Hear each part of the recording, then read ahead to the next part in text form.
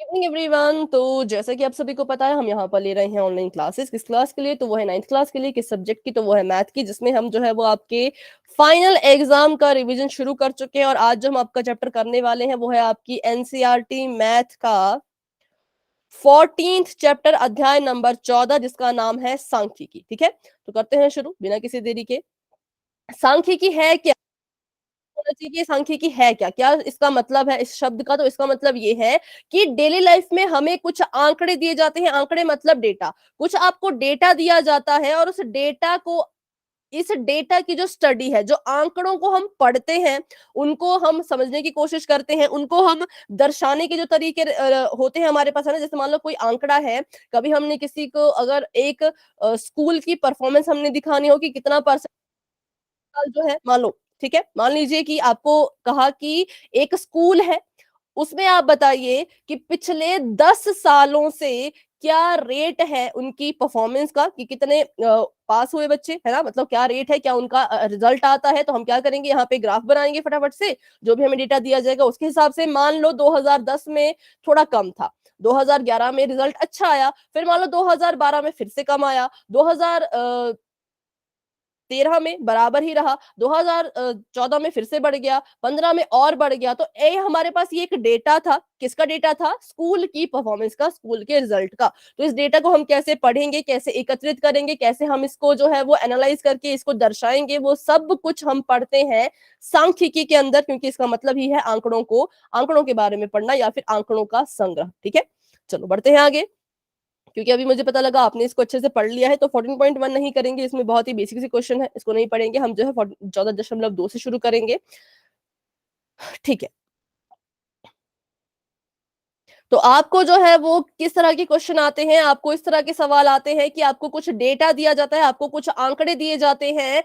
अगर हम देखें तो ये जो पहला प्रश्न है, इसमें आंकड़े क्या आपको दिए गए हैं कि 8वीं कक्षा के 30 विद्यार्थी हैं जिनके आपको रक्त समूह दिए गए हैं, ब्लड ग्रुप दिए गए हैं। आपको कहा कि ये इसका पूरा का पूरा आंकड़ा है, पूरा का पूरा डेटा है, पर हमने देखा कि ये व्यवस्थित नहीं है।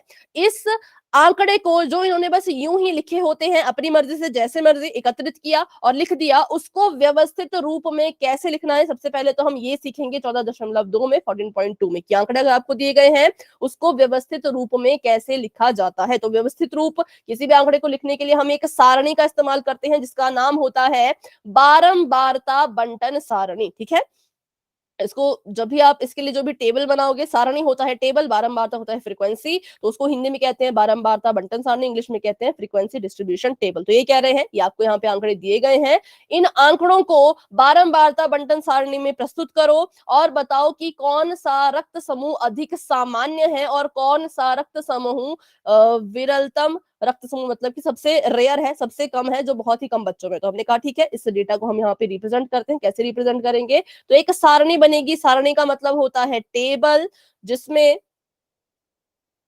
3 कॉलम बनते हैं, 3 इसके हिस्से होते हैं। ठीक है, पहला जो हिस्सा होगा उसमें हम क्या लिखेंगे, उसमें हम लिखने वाले हैं रक्त समूह की कितने प्रकार के हमें यहाँ पर रक्त समूह देखने को मिल रहे हैं। ठीक है, तो लिख दिया। उसके बाद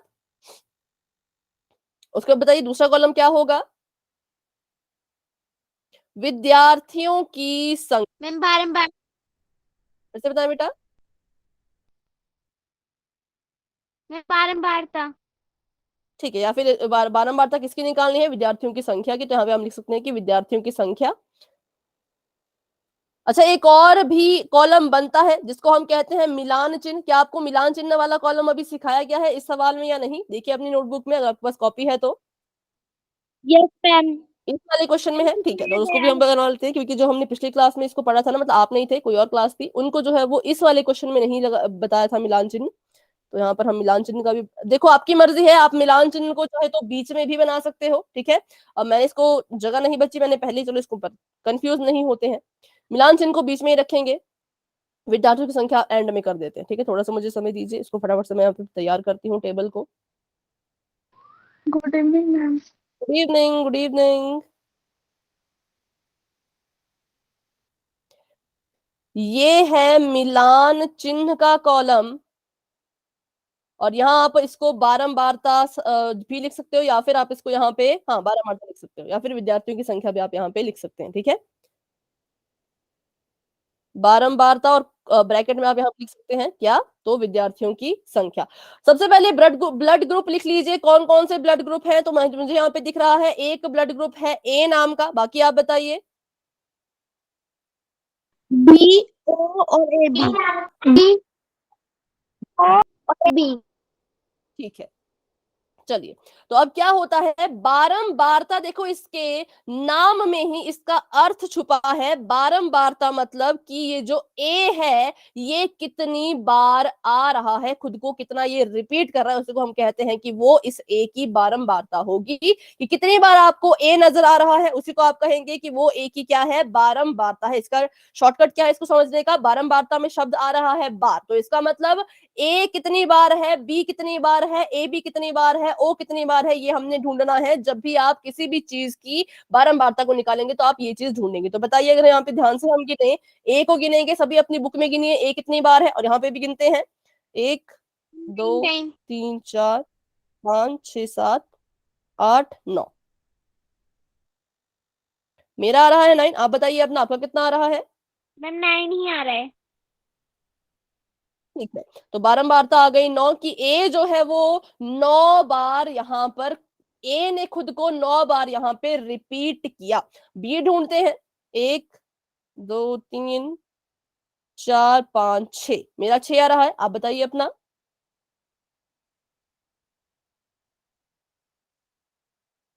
बी 6 बार, 6, ठीक है। उसके बाद है ए बी, तो ए बी मुझे दिख रहा है 1 बार, 2 बार, 3 बार। और बात करें ओ की, तो ओ मुझे यहाँ पे दिख रहा है 1 2 3 4 5 6 7 8 9 10 11 12, 12 बार। ठीक है, तो मैं हमने क्या किया, हमने यहाँ पर अभी रक्त समूह अलग अलग करके लिख दिए। यहाँ पे जो ये आंकड़े दिए गए थे ये व्यवस्थित नहीं थे, ये बस ऐसे इन्होंने एज इट इज लिख लिए थे जैसे मर्जी। हमने क्या किया, एक सारणी बनाई।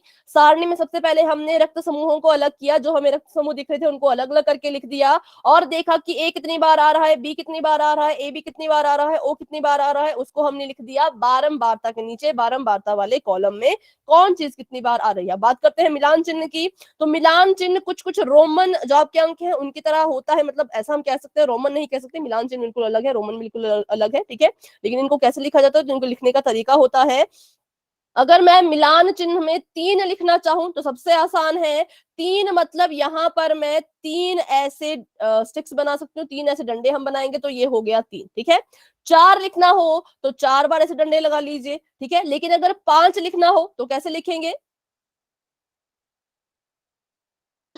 मैम 4 डंडे खींचो मैम, उसको है ना एक डंडा टेढ़ा खींचेंगे उनके ऊपर पहले से। डंडे के सिर से आखिरी डंडे के पैर को मिलाइए, ये आपका 5 बन गया। ठीक है, मिलान चिन्ह में 5 ऐसे लिखा जाता है, गलती से भी 5 को 5 डंडे मत लगा लेना, 5 लिखना हो तो ये आपका 5 लिखा जाएगा। लेकिन अगर बात करें हम अपनी पहली की, तो ये तो 9 है, तो 9 को कैसे लिखा जाएगा, तो 9 के लिए 9 डंडे मत लगाना। सबसे पहले हमें पता है कि 9 लिखना है तो ऑब्वियस सी बात है 5 तो लिखना ही पड़ेगा। तो 9 लिखने के लिए पहले मैंने 5 लिखा, 1 2 3 4 5। 5 के बाद और कितने डंडे लगाए जाएं कि 9 बन जाए, तो 4 और चाहिए, तो 4 लगा लो, 1 2 3 4। ठीक है, 6 लिखना हो तो पहले 5 लिखेंगे, 1 2 3 4 5, और एक डंडा मतलब कि 5 और 1 6। 12 लिखना हो पहले 10 लिखो, तो 1 2 3 4 5, 1 2 3 4 5, 5 5 10 और 11 12, तो ये हमारे यहाँ पर मिलान चिन्ह आ चुके हैं। तो इसे हम कहेंगे कि ये हमने क्या किया, आंकड़ों को बिल्कुल व्यवस्थित करके लिख दिया है बारंबारता बंटन सारणी में। अब मुझे कैसे पता कि ये जो मैंने यहाँ पे बारंबारता निकाली ये सही है या गलत है। टोटल करने के बाद, टोटल करने के बाद 30 आएगा। 30 कैसे, आपको कैसे पता कि 30 आएगा या 30 आना चाहिए, कैसे आपको ये पता लगा। मैम क्वेश्चन में दिया हुआ है, ठीक है, टोटल ब्लड ग्रुप 30 है। सभी बच्चे बिल्कुल ध्यान से सुनेंगे। आपको यहाँ पे क्वेश्चन में दिया था कि ये जो आपको आंकड़े दिए गए हैं ये 30 बच्चों के हैं, तो जब आप इसको जमा करोगे तो 30 ही आना चाहिए। अगर आपके इस टेबल को जमा करने पर उतनी संख्या नहीं आती है जितनी सवाल में दी गई हो, तो आप समझ जाना कि कहीं पे तो गड़बड़ हुई है। तो आपको फिर से क्या करना पड़ेगा, फिर से आपको इन चीजों को गिनना पड़ेगा, काउंट करना पड़ेगा और काउंट करके देखना पड़ेगा कि कहाँ पे गलती हुई थी। इसलिए जब भी आपको ऐसा क्वेश्चन आता है पेपर में, उसको थोड़ा सा टाइम दीजिए, आराम से एक एक चीज को काउंट कर करके लिखिए, ठीक है। और कभी भी इस क्वेश्चन को पेन से तो मत करना, हमेशा पेंसिल का यूज करना। जैसे आप कुछ बच्चे करते हैं, ए ढूंढने के लिए ए पे ऐसे गोला लगा देंगे, वो भी पेन से। तो अब जब अब बहुत सारे गोले गोले गोले लग जाएंगे पेन से, तो आप कंफ्यूज हो जाओगे कि किसको लगाया था किसको नहीं लगाया था। तो अगर आपने गोले लगाने हैं, गोले लगा के काउंट करना है, तो हमेशा पेंसिल का यूज करना है एग्जाम में, नहीं तो आप खुद ही कंफ्यूज हो जाओगे, ठीक है। चलिए, तो अभी इसमें इतना ही था। सवाल पूछा गया है तो क्वेश्चन में सिर्फ सारणी बना के नहीं आना है, आपको जो दिए होंगे क्वेश्चन उनका भी आपने जवाब देना है। पहला क्वेश्चन आपसे पूछा कि सामान्य जो ब्लड ग्रुप है, सामान्य जो रक्त समूह है, जो आपको बहुत से लोगों में दिख रहा है, उसको कहते हैं सामान्य, जो कि जनरल होता है, जो कि सभी के पास आराम से मिल जाएगा। वो कौन सा है? ओ। ओ। कितने लोग? तो हम लिख सकते हैं यहाँ पर 12, ठीक है, 12 बच्चे। और सबसे विरलतम, विरलतम मतलब रेयर, रेयर मतलब जो बहुत ही कम है, जो ढूंढने पे भी मैम ए बी। बहुत मुश्किल से मिलेगा। तो ठीक है, बिल्कुल सही, वो है ए बी। क्योंकि ए बी जो है वो कितने बच्चों के पास है? सिर्फ और सिर्फ 2 बच्चों के नहीं, सिर्फ और सिर्फ 3 बच्चों के पास है, ठीक है। तो ये आपका, अब आपका क्वेश्चन कंप्लीट हुआ। ये आपने सारणी बना ली और ये आपने इनके सवालों का जवाब भी दे दिया। तो बस ऐसे ही आपने करना होता है इन सवालों को। लेकिन इसमें भी 2 प्रकार के सवाल होते हैं। जैसे हमने एक प्रकार का सवाल कर दिया जिसमें हमने जो है वो सिंगल सिंगल इनको लिया था, ठीक है, हमने क्या किया? सिंगल सिंगल इनको लिया था। अब बात करते हैं दूसरे प्रकार के सवाल की, जिसमें आप सिंगल नहीं ले सकते, आपको यहाँ पे कुछ और करना पड़ता है। तो अभी के लिए मैं इसको मिटा देती हूँ। ये आसान था, इसमें हमने सबको अलग अलग कर दिया, सबको अलग अलग गिन के अपना आंसर दे दिया। पर अब यहाँ पर बात करते हैं प्रश्न नंबर 2 की। चलो क्वेश्चन नंबर 2 रहने दो, 3 करते हैं। क्वेश्चन नंबर 2 आपको आ जाएगा। अगर आपको 3 आ गया तो 2 तो आ ही जाएगा। 2 आपके लिए होमवर्क है, 2 को ट्राई करना। कोई भी दिक्कत आएगी तो अगली क्लास में पूछ लेना, ठीक है। 2 को लिख लीजिए सभी, होमवर्क है ये। और क्वेश्चन नंबर 3 ट्राई करते हैं, क्योंकि क्वेश्चन नंबर 3 अगर आपको आ जाएगा तो 2 तो फिर बहुत आसान है 3 के सामने। तो पहले बना लेते हैं एक टेबल, सारणी यहां बना लेते हैं, फिर अपने सवाल को भी पढ़ेंगे।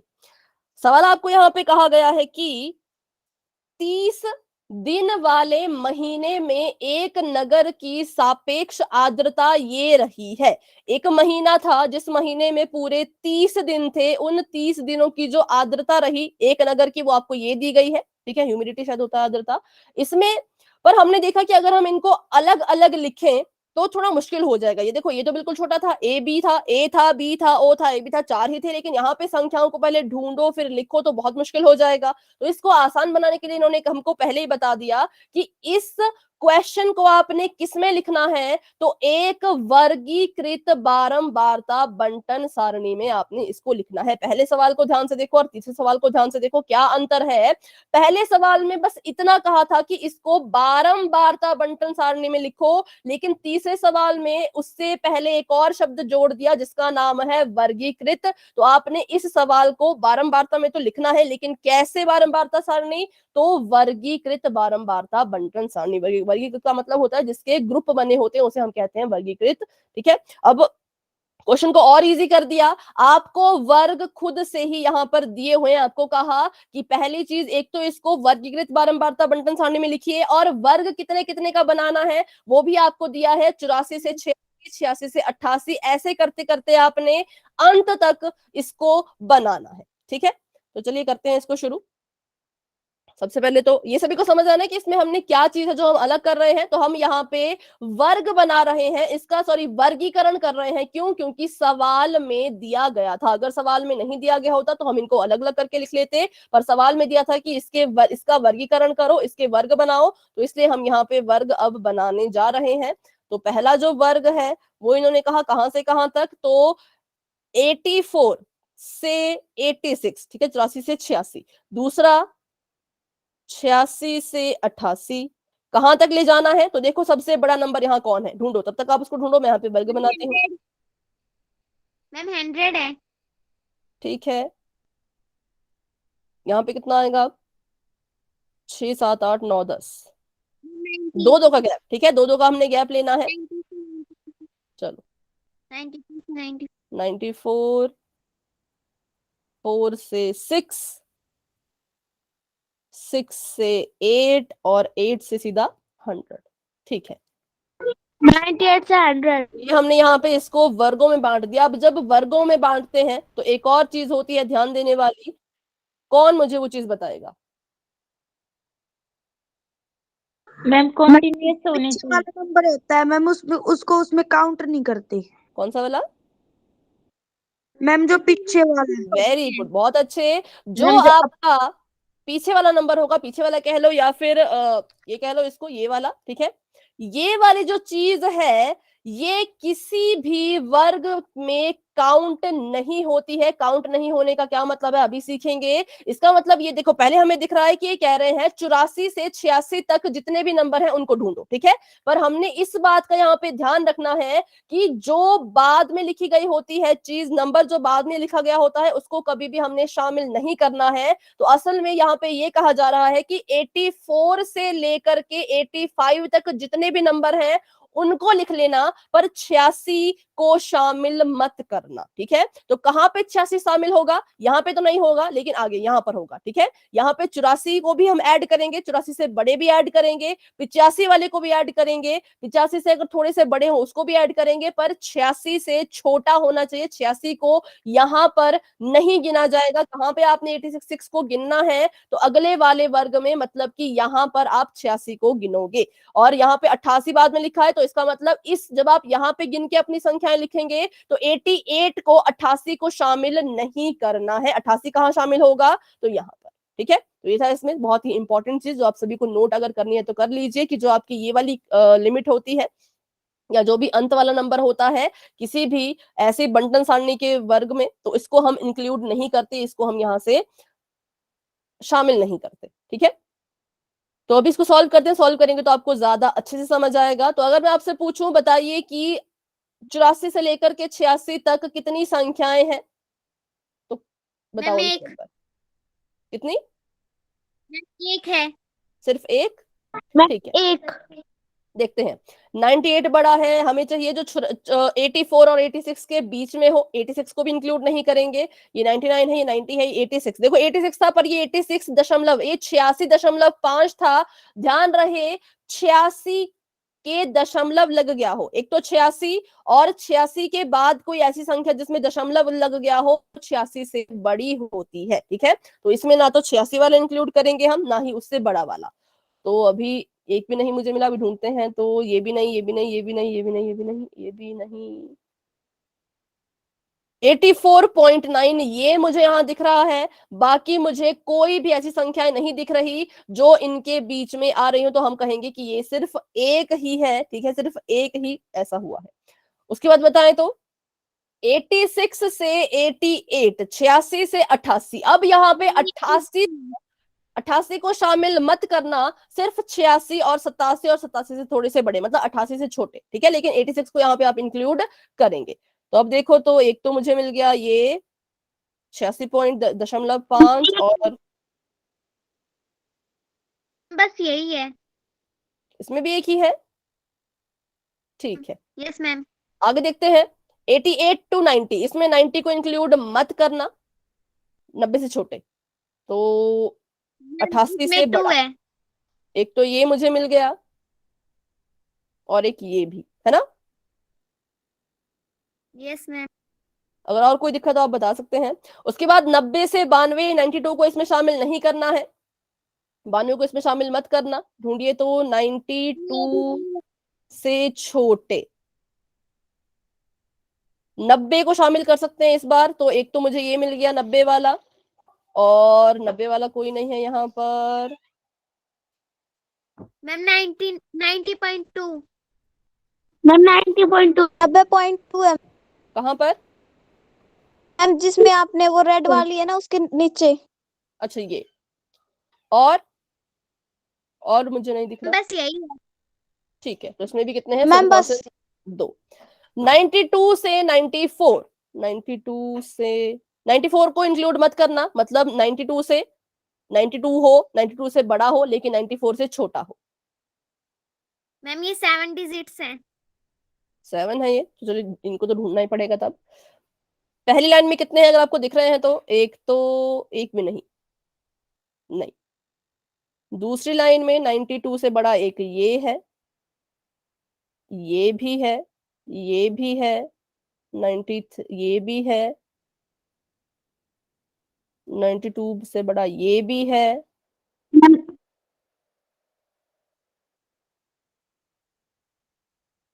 ये भी है। 1 2 3 4 5 6, 6 ही है। और कौन सा जो मैंने मिस कर दिया? 6 आ रहे हैं, 7 आ रहे हैं, एक बार फिर देख लीजिए। मैम हाँ 92.9। ये 92.9। ठीक है, तो 7 यहाँ पर आ चुके हैं, बिल्कुल सही। उसके बाद 94 से 96, 96 को शामिल नहीं करेंगे, 94 को यहाँ पे शामिल करेंगे, ठीक है। तो ढूंढिए अब 94 से बड़े और 96 से छोटे। 94 वाला भी चलेगा और उससे बड़ा भी चलेगा। मैम 6 है ये। ठीक है, 1 2 नहीं, 3, ये वाला तो नहीं आएगा। 95.2। ये भी आ जाएगा, ये नहीं आएगा, ये भी नहीं आएगा, ये भी नहीं, ये आ जाएगा। कितने हैं ये? 1 2 3 4, 1 2 3 4 5, 5। 5 है मैम। ठीक है, 96 से 98, जिसमें आप 98 को शामिल नहीं करेंगे लेकिन 96 को शामिल अब करना है, ठीक है। यहाँ पे इसको शामिल नहीं किया था, यहाँ पे इसको शामिल करना है। तो 96 से बड़ा और 98 से छोटा।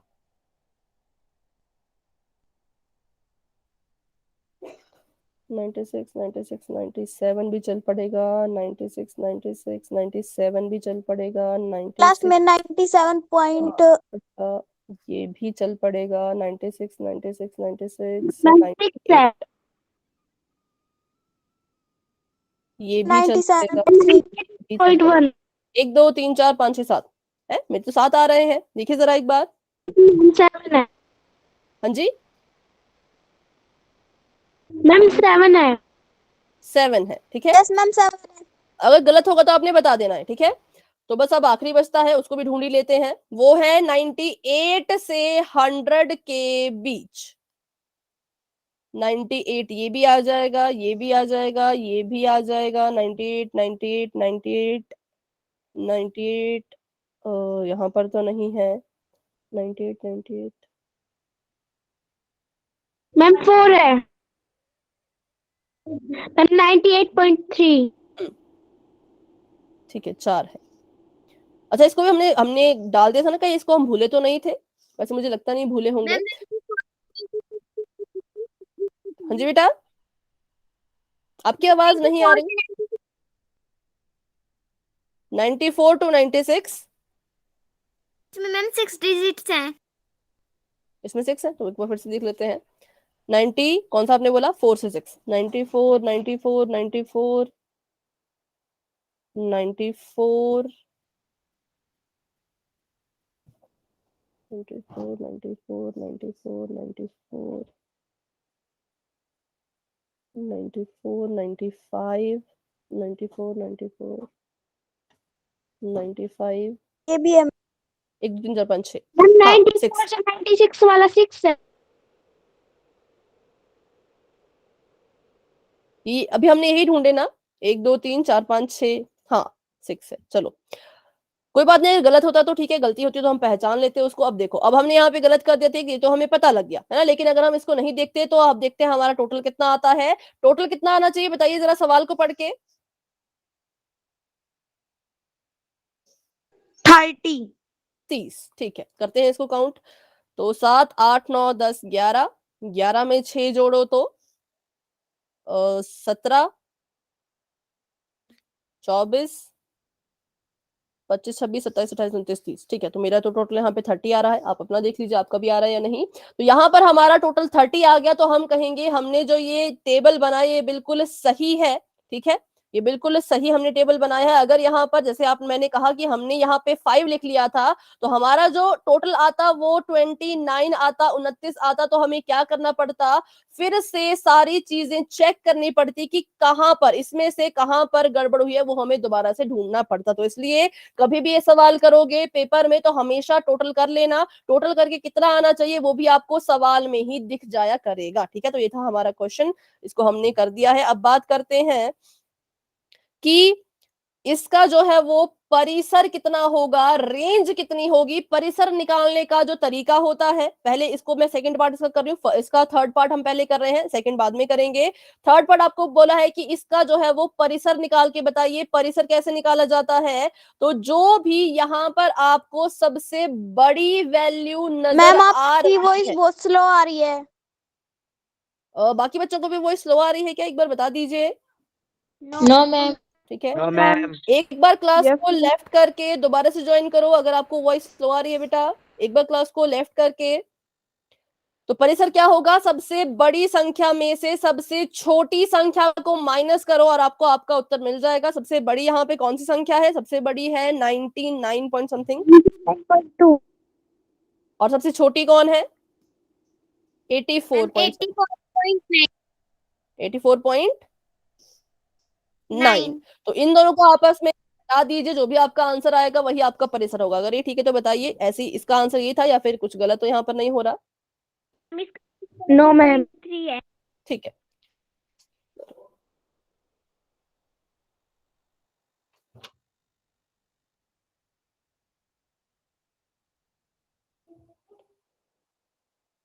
एक मिनट, 14.3 आ रहा है। तो इसका जो परिसर है वो आपके पास आ चुका है 14.3। तो परिसर का फॉर्मूला लिख लीजिए, परिसर को जैसे भी निकालना है वो लिख लीजिए। अगर आपने लिखा है कॉपी पे तो बिल्कुल अच्छी बात है, लेकिन नहीं लिखा तो लिख लेना कि जो भी आपको आंकड़े दिए गए होंगे उन आंकड़ों की सबसे बड़ी संख्या में से सबसे छोटी संख्या को माइनस करो, तो आपके पास उस पूरे डेटा, उस पूरे आंकड़ों का परिसर जो है वो आ जाएगा। जब आप क्या करोगे, सबसे बड़ी संख्या से सबसे छोटी संख्या को माइनस करोगे। बाकी बारंबारता कैसे बनानी, बारंबारता सारणी कैसे बनानी है वो हमने सीख लिया। और जब ग्रुप वाली बनेगी तो हमेशा इसको भूलना होता है, अगर ये एंड में लिखी हो, जो जब ये शुरू होगा तब इसको शामिल करना है। जिस संख्या से आपका वर्ग खत्म होता है उस संख्या को उसमें शामिल नहीं करना है। अगर आप यहाँ पे भी 86 को शामिल कर देते तो आपका उत्तर यहाँ पे 2 आता। यहाँ पर अगर आप फिर से 86 को शामिल कर देते तो फिर से यहाँ पर आपका उत्तर 2 आ जाता। तो इसीलिए एक ही जगह पे इसको शामिल करो, यहाँ पे नहीं शामिल करना होता, जहां से ये शुरू होता है वहां से शामिल करना है। ठीक है, बस इस एक चीज का ध्यान रखना, तो आपका क्वेश्चन गलत नहीं होगा जब भी आप इस ऐसे क्वेश्चंस करोगे। तो क्योंकि क्वेश्चन नंबर 3 हमने कर लिया है, क्वेश्चन नंबर 2 आप खुद से करिएगा। ठीक है, और इसका सेकंड पार्ट देखो, क्या आप बता सकते हैं ये आंकड़े किस महीने या ऋतु से संबंधित है। तो बताइए, आपने इसका आंसर लिखा होगा, आपको क्या लगता है किससे संबंधित है ये। बसंत। ठीक है, आप कह रहे हैं बसंत, तो बसंत ही होगा।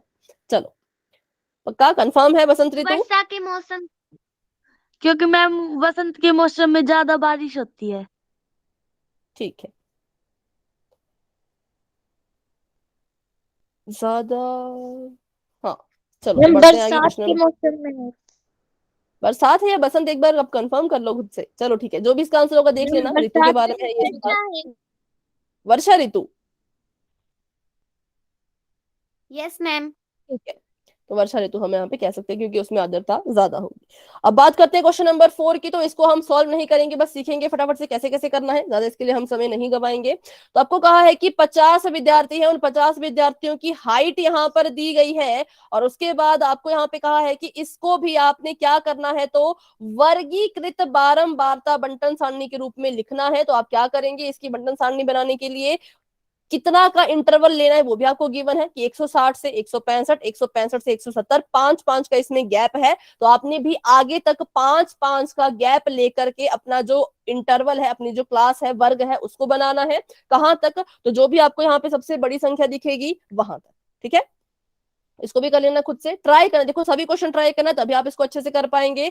उसके बाद देखें तो अगला क्वेश्चन नंबर 5 ये आपको दिया गया है कि अच्छा, इस सारणी की सहायता से आप विद्यार्थियों की लंबाई के संबंध में क्या निष्कर्ष निकाल सकते हैं। तो जब आप इस सारणी को बनाएंगे तो जो जो चीजें आपको इसमें दिखेंगी कि इसमें आप ये चीजें बता सकते हो कि सबसे ज्यादा मतलब अधिकतम बच्चों की हाइट कितनी है, ठीक है, अधिकतम जो बच्चे हैं उनकी हाइट का जो वर्ग है वो कितना है, वहां आप इसको इसमें से अपना देख लेना, अधिकतम निकाल सकते हैं और न्यूनतम भी निकाल सकते हैं कि कितने बच्चे हैं जो इतने से इतने वर्ग की हाइट में आ रहे हैं। जैसे मान लो 160 से 165 की रेंज में अगर 10 बच्चे आए और ये सबसे ज्यादा होंगे, तो आप लिखना कि इस कक्षा में 10 बच्चे हैं जिनकी जो हाइट है, लंबाई है, वो इतने से इतने के बीच की है, ठीक है। और मान लो कि बहुत ही कम बच्चे होंगे जिनकी हाइट होगी 175 से 170 इसके बीच में, तो आप लिखना कि बहुत ही कम बच्चे या फिर सिर्फ 2 या 3 बच्चे हैं जिनकी लंबाई इस से इस बीच के वर्ग अंतराल में आ रही है। तो ये होता है निष्कर्ष कि अधिकतम और न्यूनतम देख के, ठीक है।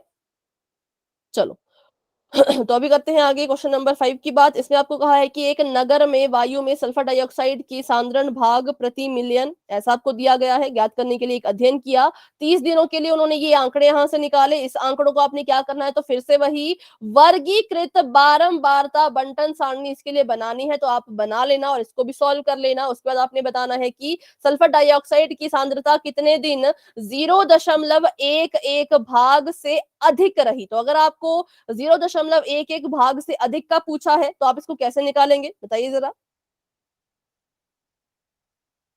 अगर ये आपका यहाँ पर बन रहा है 0.004 से 0.04,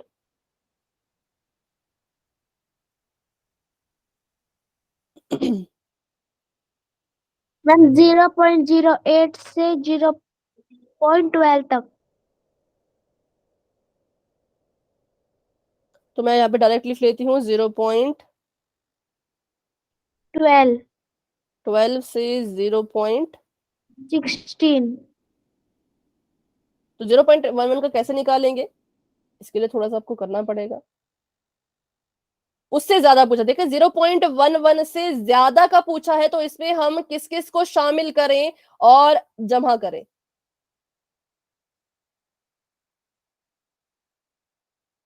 जब आप सारणी बनाएंगे तो आप देखेंगे कि जो अंतराल है वो तो ऐसा कुछ है जिसमें देखिए ये 0.12 को यहां पर शामिल किया है, यहां पर 0.11 तक ही शामिल किया गया होगा। तो कैसे आप निकाल सकते हैं 0.11 के बारे में तो हम क्या करेंगे, 0.11 के बाद जितने भी आपको यहाँ पे अंतराल दिख रहे हैं, इन अंतराल में जो भी उससे बड़े होंगे, मतलब कि ये, ठीक है, देखो ये आपके पास 0.12 इसको यहाँ पे शामिल नहीं करना है, इसका मतलब यहाँ पे इससे कम वाला ही होगा। पहले मैं यहाँ पे अंतराल लिख लेती हूँ, इसको आप अपनी कॉपी पे नोट कर लेना। 4 का गैप है ना, 16 से 20 और 0.20 से 0.24। आपको पूछा है कि ये बताओ 0.11 से ज्यादा कितने दिनों के लिए रही। तो हमने देखा कि 0.11 तक वाले तो यहां तक ही आएंगे, ठीक है, उससे कम वाले और वहां तक के यहां तक की इन दो में ही आएंगे। लेकिन बात करें 0.11 से ज्यादा के बारे में, तो ज्यादा जो है वो कहाँ आएगा, इससे नीचे, यहां से नीचे, यहां से पूरा जितना आपको दिख रहा है। तो जब आप इसको बनाओगे, इसका जब भी आप इसका वर्गीकृत करोगे, इसका वर्गीकरण करोगे, इसका टेबल बनाओगे, टेबल में आपने क्या करना है, इनको छोड़ के, इनको छोड़ दो क्योंकि ये 0.11 से कम है, यहां से यहां तक क्या है, कम है। लेकिन हमसे पूछा है कि 0.11 से ज्यादा का निकालो, तो जितने भी दिन यहां से यहां तक होंगे उनको जब आप जोड़ेंगे तो आपके पास आपका उत्तर आ जाएगा, ठीक है। इसमें किसी को कोई डाउट है तो पूछ लीजिए, क्योंकि इसमें पूछा है कि 0.11 से ज्यादा अधिक रही, ठीक है। तो अधिक निकालने के लिए हम पीछे नहीं देखेंगे, हम जो है वो आगे देखेंगे कि यहां तक 0.11 तक थी और इससे आगे देखें तो इससे ज्यादा के नीचे यहां पर हमें दिए गए हैं, तो इनको जोड़ दो तो आपके पास जो है वो अपना आंसर आ जाएगा। नो का मतलब क्या है बेटा, कि आपको समझ नहीं आया या समझ आ गया है? समझ आ गया है। ठीक है, तो बढ़ते हैं आगे, इसको भी सॉल्व करें। देखो सभी क्वेश्चन सॉल्व करना है, इसको सोचना कि आपने 14 प्रश्नावली या 14 आपका अध्याय है उसका फाइनल रिवीजन शुरू कर दिया है। सारे क्वेश्चन घर में ट्राई करना, कोई डाउट है अगली क्लास में पूछना। अब आपको यहाँ पर दिया गया है एक और सवाल कि 3 सिक्के थे, उनको एक साथ उछाला और कितनी बार उछाला, तो 30 बार उछाला। इसका मतलब हम जब भी इसका टोटल करेंगे तो उत्तर हमारे पास आना चाहिए 30। और यहाँ पर आपको सवाल में कहा गया है कि एक बारंबारता बंटन सारणी बनाइए, तो क्या यहाँ पे वर्गीकृत शब्द का नाम यूज किया गया था? No ma'am. तो इसका मतलब है कि यहाँ पे नो। कोई भी वर्गीकरण नहीं होगा। इनको हम कैसे लेंगे, जैसे हमने ब्लड ग्रुप लिए थे अलग अलग, वैसे हम इनको भी अलग अलग लेंगे, क्योंकि यहाँ पे कम ही है। एक 0 है, 1 है, 2 है, 3 है। तो यहाँ पर अगर लिखा होता वर्गीकृत बारंबारता बंटन सारणी तो हमें ग्रुप बनाने पड़ते, पर ऐसा कुछ लिखा नहीं था तो हमने भी ग्रुप नहीं बनाए। इनको सिंगली लेकर के इसका टेबल बनाएंगे और हो गया। उसके बाद कोई सवाल भी यहाँ पे नहीं पूछा गया है, ठीक है, तो इसको भी ट्राई कर लेना। उसके बाद देखा है आपको यहाँ पर पूछा है कि और इनका जो टोटल है वो आना चाहिए 30 के बराबर। जब आप इसकी सारणी बनाओगे तो टोटल आना चाहिए 30। अब बात करते हैं प्रश्न नंबर 7 की। तो प्रश्न नंबर 7 भी बहुत ही आसान है, इसमें भी कोई मुश्किल वाली बात नहीं है। आपको कहा कि 50 दशमलव स्थान तक शुद्ध पाई का मान नीचे दिया गया है। ये आपके पाई का मान है और ये खुद को रिपीट नहीं करता है, तो ये किस तरह का दशमलव प्रसार है, बताओ? अनवसानी अनावर्त। बिल्कुल अनवसानी अनावर्ती, क्योंकि ना तो ये रुक रहा ना तो ये खुद को रिपीट कर रहा, तो हम कहेंगे, इसलिए हम कहते हैं कि पाई जो है वो अनवसानी अनावर्ती है। इसीलिए पाई जो है वो क्या है, अपरिमेय संख्या, क्योंकि जितने भी आपके पास ऐसे नंबर होंगे जो अनवसानी और अनावर्ती होंगे वो परिमेय संख्या की कैटेगरी में आते हैं, ठीक है। तो यहाँ पर देखिए, यहाँ पे आपको एक और चीज दी गई है। एक तो ये 50 नंबर है, ये भी आपको इन्होंने लिख के दिया। दूसरा इन्होंने कहा है कि दशमलव स्थान तक शुद्ध पाई का मान नीचे दिया गया है, 50 दशमलव स्थान तक। आपने क्या करना है, दशमलव बिंदु के बाद आने वाले जितने भी अंक हैं उनकी एक बारंबारता बंटन सारणी बनानी है। क्या यहाँ पर आपको वर्गीकृत या वर्ग बनाने की जरूरत है, यस और नो? नो। नहीं, ठीक है, क्योंकि हमें सवाल में क्या दिया गया है कि बस एक बारंबारता बंटन सारणी बनाओ, वर्ग बनाने की जरूरत नहीं है, क्लास यहाँ पे बनाने की जरूरत नहीं है। लेकिन एक और चीज दी गई है कि दशमलव बिंदु के बाद वाले नंबर, कैसे नंबर जो दशमलव बिंदु के कैसे आ रहे हो, बाद में आ रहे हो, सिर्फ उन्हीं की सारणी बनाओ। तो जब आप 3 को गिनोगे, आप देखो 0 से लेकर के 9 तक अंक है, 3 भी तो कभी ना कभी आएगा, तो क्या आप इस 3 को भी शामिल करोगे? No ma'am. नहीं करेंगे, ठीक है। क्वेश्चन में इस चीज का ध्यान रखना कि अगर आपको ऐसा कहा गया है कि दशमलव बिंदु के बाद वाले अंक लो, तो जब आप 3, क्योंकि आपका जो कॉलम बनेगा, जो आपका वर्ग बनेगा वो ऐसा बनेगा 0 1 2 3 4 से लेकर के 9 तक, है ना, क्योंकि इन्होंने कहा है कि सारणी आपकी ऐसे बनाओ अलग अलग करके। तो जब आप 3 को गिनोगे तो दशमलव बिंदु के बाद वाला ही 3 गिनना, उससे पहले वाले इस 3 को शामिल मत करना। इस 3 को शामिल करोगे तो आपका आंसर गलत आ जाएगा। जब जोड़ोगे तो 50 नहीं बल्कि 51 आपका आंसर आएगा, ठीक है। तो यहां से आप पता लगा सकते हैं कि क्या गलती हुई है, कि दशमलव के बाद बोला है तो दशमलव के पहले वाले 3 को मत गिनना। तो चलिए ये भी इसका हो गया। उसके बाद देखते हैं सबसे अधिक बार और सबसे कम बार आने वाला अंक कौन है। ये आप जब टेबल बनाएंगे तो आपको खुद पता लग जाएगा। 30 बच्चों से ये पूछा गया कि पिछले सप्ताह उन्होंने कितने घंटों तक टीवी के प्रोग्राम देखे। परिणाम ये रहा, वर्ग चौड़ाई 5 लेकर के एक वर्ग अंतराल तैयार कीजिए, 5 से 10, 10 से 15, 15 से 20, 20 से 25, और इनको एक वर्गीकृत बारंबारता बंटन सारणी इसकी बनानी है। तो क्या आप इस क्वेश्चन को खुद से कर पाएंगे? बताइए जरा क्वेश्चन नंबर 8 को। Yes ma'am. क्या इसमें रूल यस रहेगा? मैम। ऐसे यस इसके मैम। इंटरवल बनाओ। 10 को कब शामिल करना है, पहले वाले में या दूसरे वाले में? मैम दूसरे वाले में। बिल्कुल सही। और 15 को कब शामिल करना है? तीसरे वाले में। तीसरे वाले में, बिल्कुल सही, यहाँ पे, मैम ठीक है। तो दूसरे। यहाँ पे 15 को शामिल नहीं करेंगे, यहाँ 10 को शामिल नहीं करेंगे, 10 यहाँ शामिल होगा, 15 यहाँ शामिल होगा। उसके बाद है ही नहीं ज्यादा, मैंने ज्यादा बना दिया, इतनी की जरूरत ही नहीं है, शायद 20 तक ही है, ठीक है, इतने ही बनाने की जरूरत थी। तो फिर 20 वाला तो अच्छा, 20 वाला है ही नहीं कोई नंबर, है ना, उसको शामिल नहीं करेंगे। तो इसमें इतना ही था। फिर आपने बताना है कितने बच्चों ने सप्ताह में 15 या अधिक घंटों तक टेलीविजन देखा है। तो इसका उत्तर कैसे निकालेंगे? अगर आपका इंटरवल है 5 से 10, 10 से 15, 15 से 20, तो आप किसको किसको जोड़ोगे कि आपको आपका आंसर मिल जाए? 15 या देखो 15 भी शामिल है और 15 से ज्यादा भी है, मैम तो ये कह दो रहे हैं बच्चों ने कौन सा बेटा? मैम 2 बच्चों ने मैम 15 से 20 तक का ले लेंगे। ठीक है, 15 से 20 तक का हम ले लेंगे। क्या हम ऊपर वाले को लेंगे?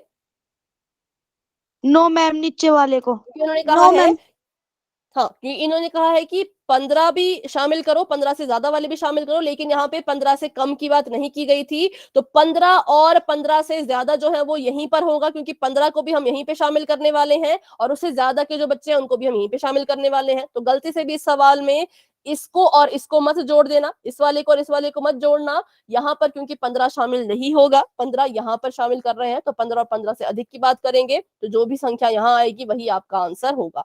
इस सवाल में बस यही आपने ध्यान से देखना है कि आपसे क्या पूछा गया है, किस तरह का पूछा गया है। अगर आपको वो सवाल समझ आ जाए तो आपका आंसर कभी भी गलत नहीं होगा। अब करते हैं बात अपने आखिरी सवाल की। एक कंपनी है, एक विशेष प्रकार की कार बैटरी बनाती है, 40 बैटरियां बनाई इन्होंने और ये रहे उसका डेटा। इसमें जो आपका वर्ग अंतराल है वो 0.5 का है और ये भी आपको कहा है कि कहां से शुरू करना है, तो 2 से शुरू करना है। तो 2 से आप 2.5 तक जाओगे, 2.5 से कहां तक जाओगे? 3 तक। ठीक है, क्या करते हैं ऐसे केसेस में? इसका जो मतलब है वर्ग अंतराल का मतलब है कि इसके और इसके बीच में जो गैप है वो 0.5 का होना चाहिए। तो अगर ये 2.5 है तो 2.5 में 0.5 को जोड़ो, आपको आपका अगला जो है वो मिल जाएगा। ठीक है, तो 5 में 5 जोड़ा 0 और 2 में 0 सॉरी 10, 5 में 5 जोड़ा 10 और यहाँ पे कैरी चले गई एक 2 और एक 3, 3.0 मतलब यहाँ पर आ जाएगा 3। ठीक है, अब अगर यहाँ पर 3 है, यहाँ पर 3 है तो यहाँ पर भी 3 ही होगा, हमें पता है। और उसके बाद यहाँ पर कितना आएगा?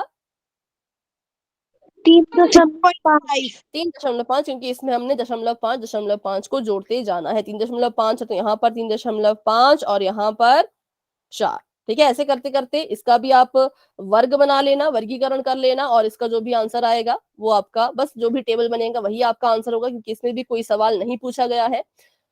तो इतना ही था 14.2 में। अब चलते हैं 14.3 की तरफ, जिसमें आपको पता होना चाहिए आलेख के बारे में और उनके नाम के बारे में। आपके सिलेबस में 3 तरह के आलेख हैं, जिसमें से पहले का नाम है दंड आलेख, दूसरे का नाम क्या है? दूसरे का नाम है आयत चित्र और तीसरे का नाम है बारंबारता बहुभुज। दंडालेख, आयत चित्र और बारंबारता बहुभुज। अगर किस किस को ये तीनों नाम आपने पढ़े हैं, मतलब आपको ऐसा याद आ रहा है कि हाँ ये पढ़े थे, अगर आपको इनके बारे में पता है तो आप वाई टाइप करें। यस। ठीक है, कौन कौन बच्चे ऐसे हैं जिनको जो कहते हैं कि आपको इनके बारे में सब पता है कि कब कौन सी चीज बनेगी और कैसे बनेगी? बताइए। जिनको इन तीनों में कोई भी कंफ्यूजन नहीं है सिर्फ वही वाई टाइप करेंगे। जिनको इन तीनों में से एक में भी कंफ्यूजन है, छोटी सी भी कंफ्यूजन है, वो वाई टाइप नहीं करेंगे। जिनको ये तीनों बिल्कुल अच्छे से समझ आ चुके हैं सिर्फ वही वाई टाइप करें। ठीक है, एकता वाई टाइप करिए बेटा। हैंड रेस तो पहले से बहुत से बच्चों के है ना, तो वाई टाइप करो। ऋतिक को भी है। ठीक है, तो चलिए एक सवाल का जवाब दीजिए। अगर मुझे बारंबारता बहुभुज बनाना है तो इसको बनाने के लिए सबसे जरूरी चीज जो होती है वो कौन सी होती है? हमें क्या निकालना पड़ता है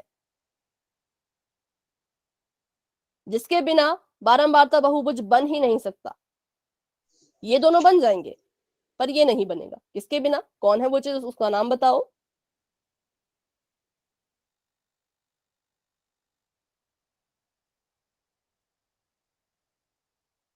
अभी जिन्होंने वाई टाइप किया था वो बता दीजिए फटाफट से।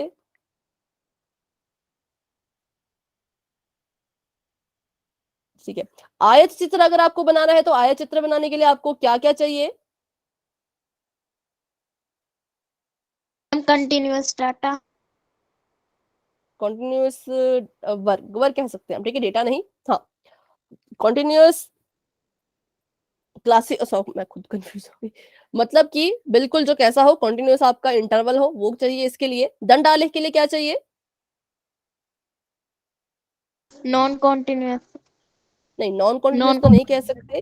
लेकिन हाँ, मैम अनग्रुप्ड फ्रीक्वेंसी के जो अवर्गीकृत हो वो आप उससे आपका दंडालेख बनता है। जो वर्गीकृत हो और कैसा, तो कॉन्टिन्यूस, कॉन्टिन्यूस को भी देखते हैं हिंदी में क्या बोलते हैं उसको हम देखेंगे। तो उससे बनता है आपका आयत चित्र, और बारंबारता बहुभुज के लिए आपका जो वर्गीकरण है वो कॉन्टिन्यूस भी होना चाहिए, और साथ में एक शब्द है जिसको हम कहते हैं क्लास मार्क, वो भी आपको निकालना पड़ता है, जिसको हम आगे देखेंगे। अभी क्लास मार्क क्या है वो भी सीखेंगे, ठीक है।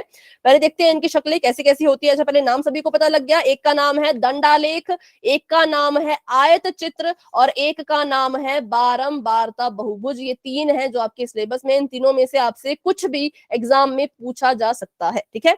तो ये होता है आपका दंडालेख जो आप देख पा रहे हैं, इसका नाम है दंडालेख। इसकी क्या पहचान है, तो इसकी ये पहचान है कि ये जो यहाँ पर आपको ये दिख रहे हैं इसी को कहा जाता है दंड, ठीक है, या फिर बार कह लो, दंड कह लो, यही होते हैं। और ये क्योंकि एक ग्राफ है तो इसका नाम हो गया दंडालेख।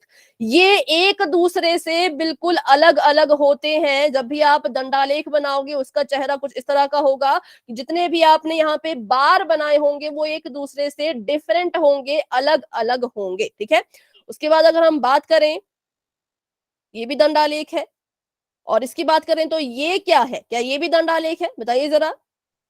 नो मैम, ये आयत चित्र है। नो मैम ठीक, ये है आयत चित्र। तो आयत चित्र और दंडालेख में क्या फर्क है, बस इतना फर्क है कि दंडालेख के जो दंड होते हैं वो क्या होते हैं, दूर दूर होते हैं, लेकिन आयत चित्र में क्या होगा, तो ये ऐसे बिल्कुल जहां पर आपका पहला खत्म हो रहा है वहीं से दूसरा शुरू, जहां पे दूसरा खत्म वहीं से तीसरा शुरू, जहां पे तीसरा खत्म वहीं पे चौथा शुरू, चौथा खत्म तो पांचवा शुरू, पांचवा खत्म तो छठा शुरू। तो ऐसे जो है ये एक दूसरे के साथ बिल्कुल ऐसे जुड़े हुए होते हैं। इसको हम कहते हैं कि ये आयत चित्र है। दंडालेख क्या होगा, जो बिल्कुल अलग अलग होंगे, और इसको कहा जाता है कि ये आयत चित्र है। आयत चित्र की ही मदद से, या कहें तो आयत चित्र की तरह ही हम एक और चीज बनाते हैं जिसको हम कहते हैं बारंबारता बहुभुज, जो कि दिखने में कुछ ऐसा होता है।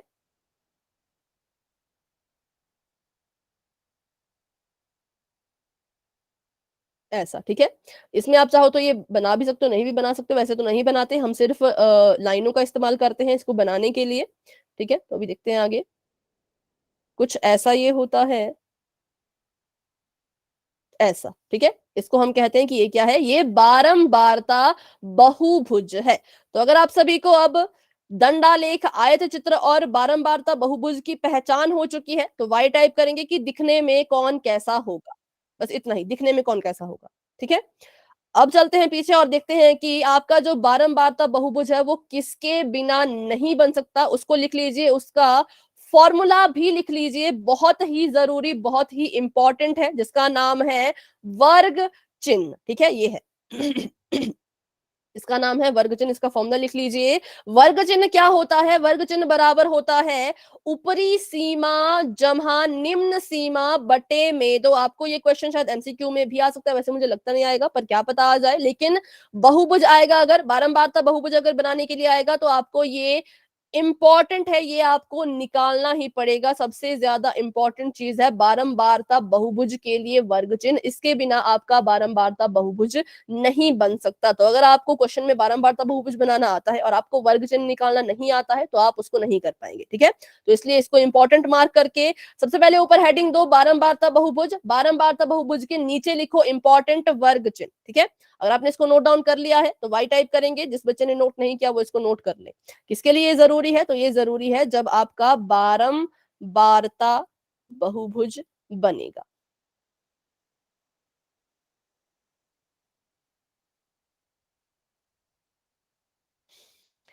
चलिए, तो अभी बढ़ते हैं आगे।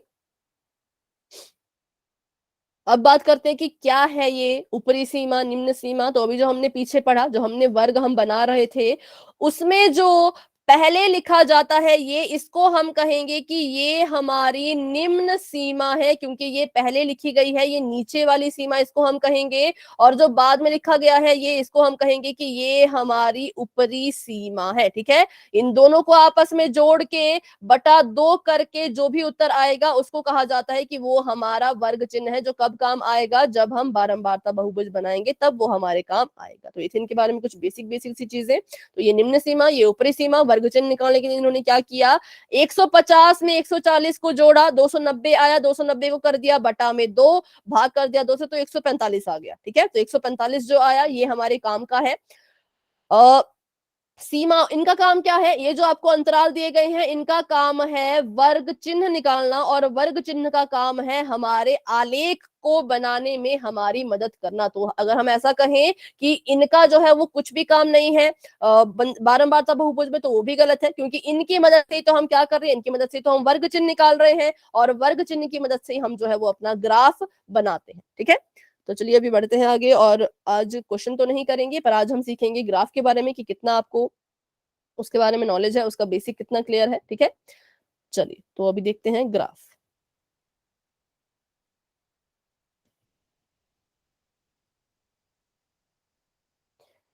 तो ये आपका ग्राफ है। सबसे पहले हम देखते हैं कि ग्राफ कैसा होता है। कुछ लाइनें होती हैं जो बिल्कुल डार्क की गई होती हैं, कुछ लाइनें होती हैं जो बिल्कुल ही फीकी होती हैं, और एक लाइन होती है जो ना ज्यादा डार्क ना ज्यादा फीकी। ठीक है, तो आपने देखा होगा ग्राफ में ऐसा कुछ होता है, तो पहले उनको समझेंगे कि वो क्या है और क्यों है। चलो, तो जब भी आप ग्राफ बनाते हो आप क्या करते हो, ऐसी एक रेखा खींचते हो ऊपर की तरफ को, है ना, और ऐसे खींचते हो इस तरफ को। कभी कभी जब ग्राफ छोटा हो तो आप कहते हो कि ये हमारा 1, ये हमारा 2, ये हमारा 3, ये हमारा 4। लेकिन कभी कभी अगर ग्राफ बड़ा हो तो आप क्या करते हैं, तब भी क्या आप 1 2 3 4 ही लेते हैं? सोचिए और बताइए।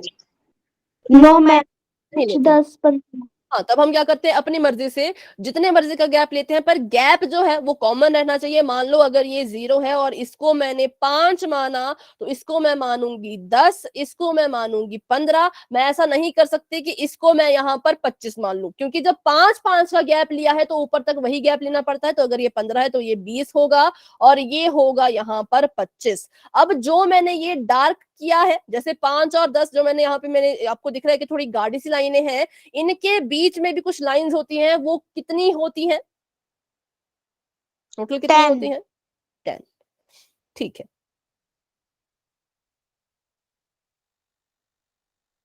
एक मिनट, थोड़ा ये रुक रहा है अभी। तो अगर ये मेरे पास 10 लाइनें थी, मैंने इन 10 लाइनों को 1 2 3 4 5 6 7 8 9 10, मैंने इन 10 लाइनों को जो है वो 5 के बराबर माना है। मतलब ये जो मेरे पास 10 यूनिट थे, इनको मैंने कहा कि ये 1 नहीं बल्कि ये 5 के बराबर है। ठीक है, ये 10 यूनिट है, ये 10 डंडी है, इनको हम कहते हैं यूनिट इंग्लिश में। 10 यूनिट 5 के बराबर है। तो मुझे बताइए 1 यूनिट कितने के बराबर होगा? 2। नहीं, 2 नहीं होगा, ध्यान से देखिए।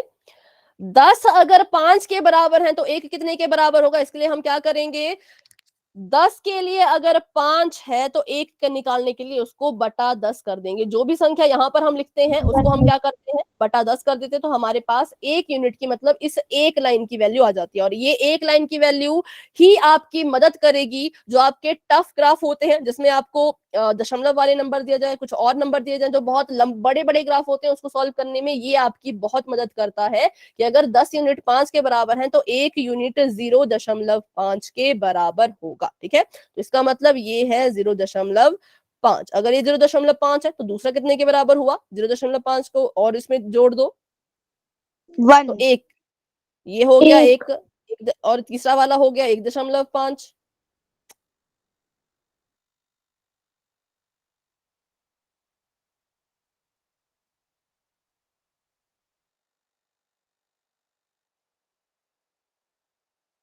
आपको मेरी आवाज आ रही है बच्चों? Yes ma'am. Yes ma'am.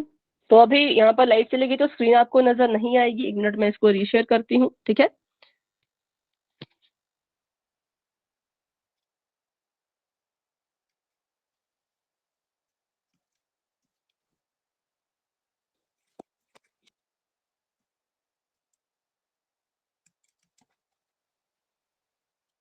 एक मिनट का समय दीजिए।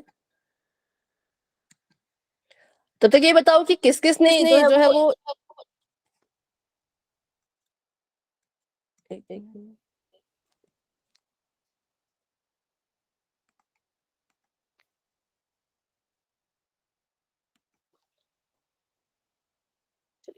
अभी आपको स्क्रीन नजर आ जाएगी,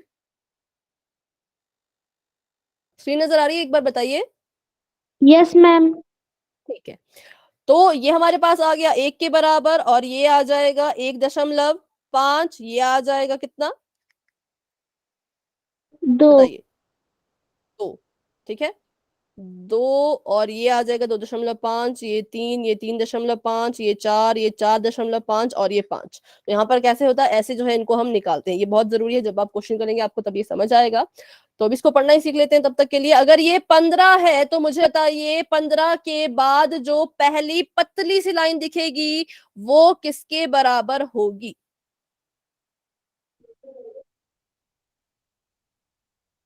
कितना? 15.5।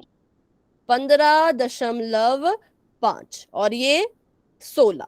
ठीक है, तो मान लो आपको ग्राफ बनाने को आया और आपका जो वो पॉइंट था वो कह रहा था कि मैं जो हूं वो 16 पे हूं। ठीक है, तो अब आप क्या करोगे, अब आप देखोगे कि जब मैंने 15 से 20 के बीच में ढूंढा तो 16 मेरा आ रहा था। 15 के बाद दूसरी रेखा पर, तो आप अब क्या करोगे, इसी दूसरी रेखा का पीछा करते हुए अपना ग्राफ बनाओगे और बोलोगे कि ये जो यहाँ पे पॉइंट है, ये जो यहाँ पर मुझे दिख रही है ये दूसरी लाइन, ये मेरी 16 के बराबर है। तो ऐसे ग्राफ बनाया जाता है इनकी मदद से। अभी आपको समझ आया होगा कि इसका यूज कहाँ किया जाता है, जब आपको कोई बड़ा नंबर दिखता है जो यहां पर हमने नहीं लिखा होता, ऐसा नंबर जो हमने यहां नहीं लिखा है, क्योंकि गैप अगर 5-5 का है तो ऑब्वियस सी बात है 16 तो नहीं लिख सकते, 5 का पहाड़ा पड़ रहे तो 16 तो नहीं आएगा। तो इसका मतलब 16 अगर मेरे ग्राफ में आता है, 16 पे मैंने अगर ग्राफ बनाना है तो उसके लिए मुझे 16 को ढूंढना पड़ेगा। मुझे पता है 16, 15 और 20 के बीच में आएगा, और उसके लिए आपको ये भी पता करना पड़ेगा कि इस 1 यूनिट को मैं कितने के बराबर मानूं। वो हमने पता कर लिया था कि 1 यूनिट जो है वो 0.5 के बराबर आ रही है,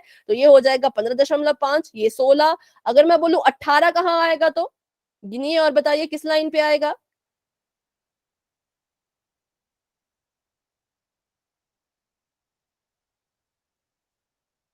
एटीन, 18। मैम 20 से 2 नीचे वाली। ये 16 है, ये हो जाएगा 16.5, ये हो जाएगा 17, ये हो जाएगा 17.5, ये हो जाएगा 18। 20 से 2 नहीं, 20 से 1, 2, 3, 4। ठीक है, चौथी लाइन पे, और ये हो जाएगा 18.5। और 19 कहाँ होगा? 2 नीचे। दो, तो ये यहाँ पर आएगा आपका 19। ठीक है, तो ऐसी ऐसी चीजों को ढूंढने के लिए हम जो है वो इसका उपयोग करते हैं। आखिरी सवाल का जवाब दीजिए, फिर उसके बाद हम क्लास को एंड कर देंगे। अगर मैं यहाँ पर आपसे पूछूं, यहाँ पे भी मैं 10 लाइनें बनाती हूँ फटाफट से। 1, 1, 2, 3, 4, 5, 6, 7, 8, 9। 23 कहाँ पर आएगा? 23।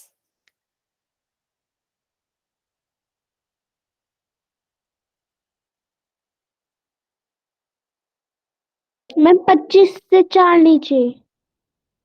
1, 2, 3, 4। ठीक है, गिनते हैं। ये हो जाएगा 20.5, ये हो जाएगा 21, ये हो जाएगा 21.5, ये हो जाएगा 22, ये हो जाएगा 22.5, और ये हो जाएगा 23। ठीक है, तो बिल्कुल सही, 1, 2, 3, 4, मतलब यहाँ पर आपका जो है वो 23 आएगा। तो ऐसे है जो ग्राफ को पढ़ा जाता है। कब? जब आपका ग्राफ बहुत बड़ा हो, जब आपको बहुत बड़ी बड़ी संख्या दे दी जाती है। जैसे कि मान लीजिए आपको जो है वो ग्राफ की संख्या दे दी इन्होंने, 5 से शुरू हो रहा हो, 5 से शुरू हो रहा हो और 120 तक जा रहा हो, ऐसा कुछ। ये क्या हुआ, 1 मिनट। ठीक है, अभी स्क्रीनशॉट चली गई है। तो जब 5 से शुरू हो रहा हो और बहुत लंबा जा रहे हो, 150 तक जा रहे हो, या कैसा भी जा रहा हो, 35 तक जा रहा हो, तो आप क्या कर सकते हैं, इस तरह के गैप को यूज करके अपना ग्राफ बना सकते हैं। तो चलिए आज की क्लास को यहीं तक रखते हैं। आज की क्लास को लेकर के किसी बच्चे के मन में कोई डाउट है तो पूछ लीजिए, नहीं है तो आप क्लास को लेफ्ट कर सकते हैं, और अगली क्लास में हम जो है इसके सारे सवाल अच्छे से करेंगे। ठीक है, तो good night and bye bye, मिलते हैं अपनी अगली क्लास में।